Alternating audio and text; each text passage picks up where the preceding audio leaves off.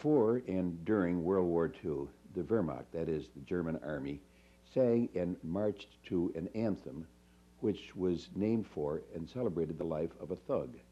This thug was also a street fighter, a murderer, and a terrorist. His name was Horst Wessel. As a young person, I often wondered why any nation would march to an anthem which was named for a terrorist named Horst Wessel. Then as I got older, I came to realize that our country, strange as it may seem, also marches to and celebrates an anthem about a terrorist. His name was John Brown, Old Brown they called him, sometime wool dealer, sometime tanner, sometime sheep farmer, sometime bad check passer,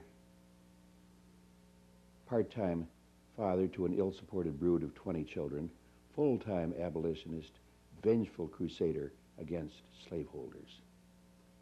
Brown tended sheep out on the Cuyahoga River south of Cleveland. He came from Connecticut originally. Was a toddler, came out to what Connecticut people called at that time their Western Reserve. In other words, they had reserved a little part of the Northwest Territory, which becomes Ohio, as their reserve in case everybody could move their state all the way across the United States. So Brown came out with a lot of other Connecticut people to the Western Reserve. He tended sheep. It was a hotbed of abolitionism out there in northern Ohio. And he lived in a little town of Hudson, south of Cleveland. He would preach and exhort anti-slavery, but finally in 1855, when John Brown is 52 years old, he takes 3 of his sons and he goes out to Kansas.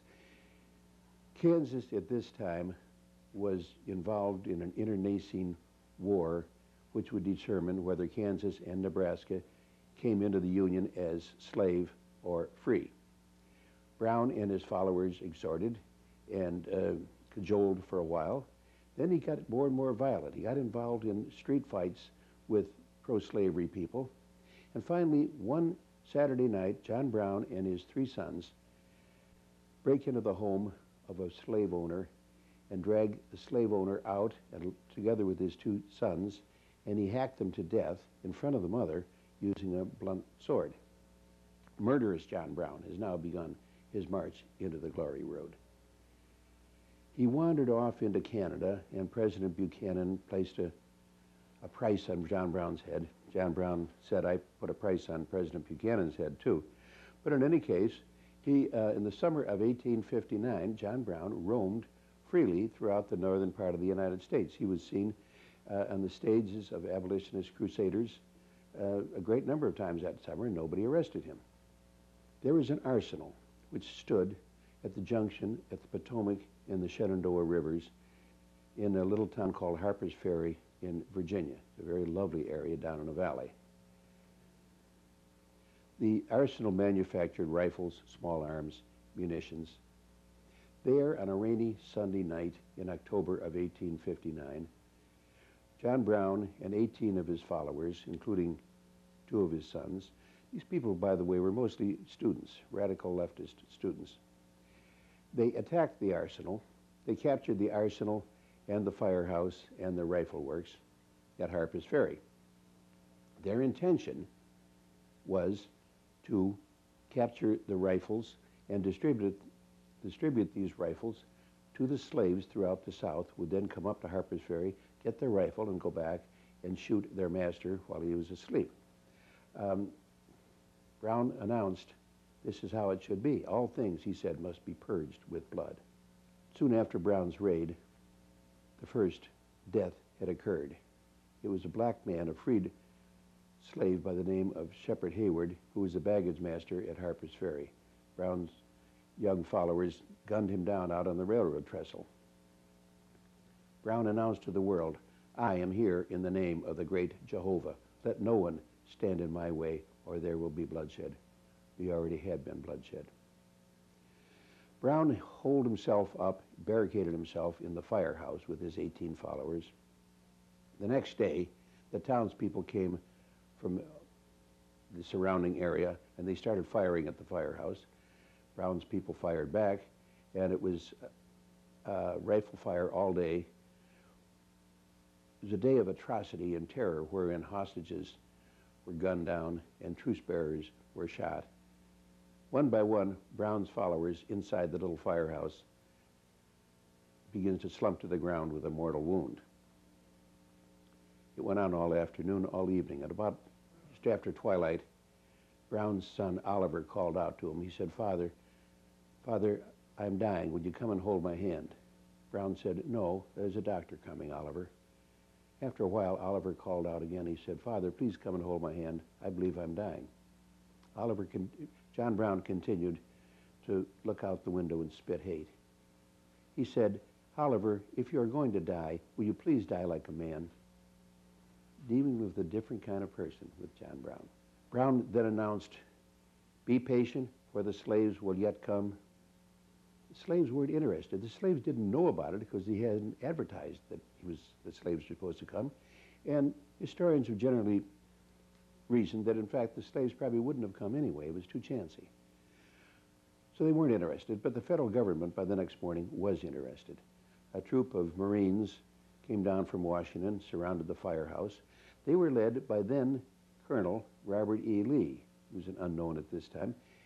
His assistant was a young, right out of military school, also unknown, second lieutenant by the name of Jeb Stuart. The whole thing, the fiasco has lasted 36 hours. The Marines break down the door and they drag out John Brown and his followers, and they jail them, and after 36 hours, the fiasco is over, or maybe it has just begun. Brown was brought to trial at Charlestown in West Virginia now, and condemned to be hanged for treason. He was executed, hanged in December of 1859. After his death, as might be predicted, liberals all over the North started to praise him. Louisa May Alcott called him St. John the Just. Ralph Waldo Emerson referred to him as St. John the Martyr. This guy was not a martyr. He was Osama bin Laden of the 19th century. In the South, it caused terrible turmoil. The slaveholders owners in the South said, you see, I told you where the enemy was. The enemy is the North. And they are sending envoys down here to capture rifles, give them to the slaves, and kill us in our beds. They started to mobilize their people in their cause. The powder keg was in place. Before Brown, there might have been sensible mediation. But Brown has lit the fuse. Hate breeds more hate, and finally the scorpions of hate can no longer be contained. They are released when a rocket traces its red course over the night sky over Fort Sumter, and the real war is on and the sitting war is over. And then, for some peculiar reason, the Union Army begins to mobilize. They begin to march, and they start to march to a tune which has been crafted from an old tent revival meeting spiritual. The words said, John Brown's body lies a moldering in the grave. It was an excellent marching song, and soldiers sang all throughout the North, all throughout the war. It became the song of the Civil War, and ever after. The political party, the veterans group which followed the Civil War for the Union was called the GAR, the Grand Army of the Republic, and at every convention and at every rally, they would play John Brown's body lies a moldering in the grave to celebrate this terrorist. I never could figure it out. Now, it is true that a lady by the name of Julia Ward Howe wrote stirring religious words. Mine eyes have seen the glory of the coming of the Lord. He was trampling on. I doubt very much if soldiers ever sang that religious song. It is recorded that indeed they sang John Brown's body lies a moldering in the grave.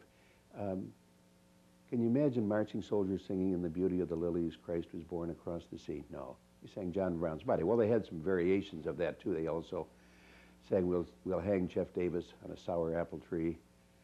And then there was another song, the verses of which I can't tell you, but it has to do with what they would do with President Davis's valuable parts. Well, that one song, more than any other, John Brown's Body, came to celebrate the Union Army, and after the war, it always has been a patriotic air about a man who was a thug and a terrorist. It is curious. One of America's most triumphant pieces of music was inspired by the memory of a madman